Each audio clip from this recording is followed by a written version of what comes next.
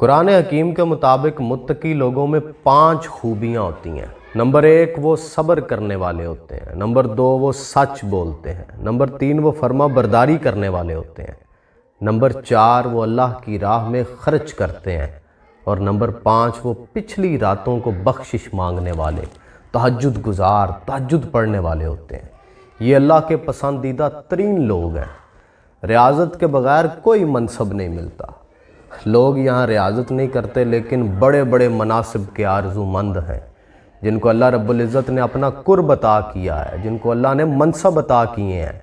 آپ کو اندازہ بھی نہیں کہ انہوں نے تمام عمر کیسی جنگ کی ہے، لیکن یہ اللہ کی شان ہے۔ وہ اپنے بندوں سے محبت کرتا ہے، اور جو اس رستے کی طرف بڑھتا ہے، جو اس کی طرف بڑھتا ہے، وہ اس کے لیے یہ راستے کشادہ کر دیتا ہے، آسان کر دیتا ہے۔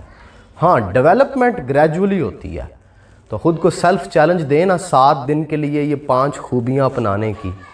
وزن کم کرنا ہو تو لوگ 2 مہینے کے سیلف چیلنجز لے لیتے ہیں، تو گناہ کم کرنے کے لیے، اللہ رب العزت کے ساتھ ذاتی تعلق استوار کرنے کے لیے 7 دن دینا اللہ تعالیٰ کو۔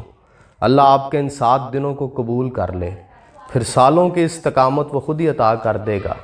آپ 7 دن اس کے نام کر دیں۔ پہلا قدم بڑھائیں رضائے پروردگار کی طرف، قربت خداوند کی طرف۔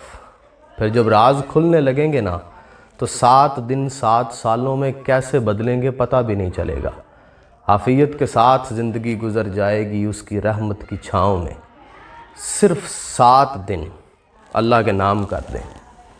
کبھی نہ کبھی تو شروعات کرنی ہے نا۔ اکثر دوست پوچھتے ہیں کہ پہلا قدم کیسے بڑھائیں۔ 7 دن دینا اللہ رب العزت کو۔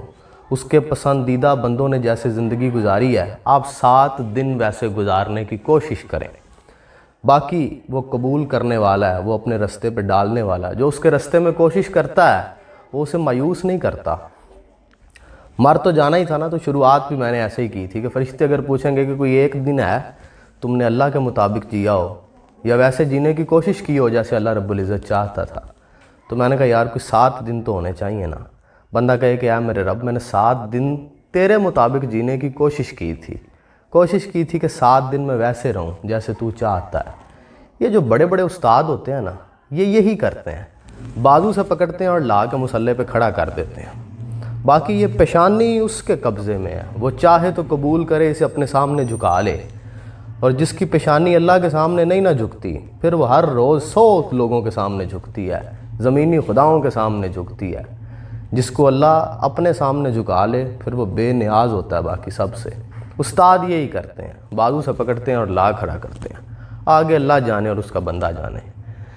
درویش سینا اسے پتہ چلا کہ اس کے شہر کے اندر کوئی طوائف ہے، بڑی حسین و جمیل ہے، اور علاقے کے سارے نوجوان غلام بے دام ہیں اس کے حسن کے۔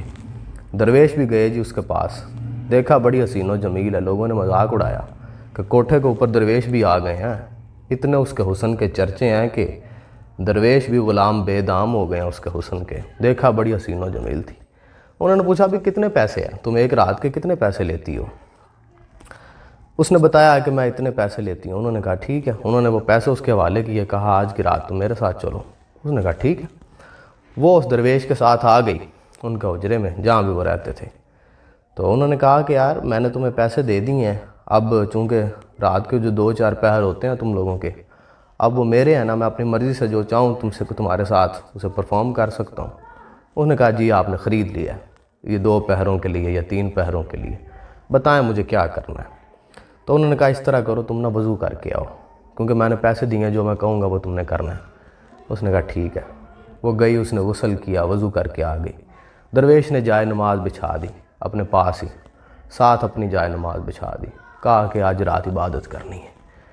تو انہوں نے جب اللہ کے سامنے کھڑے ہوئے نا، تو درویش ٹیپ ہوئے۔ انہوں نے کہا میرے رب میں نہیں کر سکنا سا، اگو تو جانتے تیری بندی جانے۔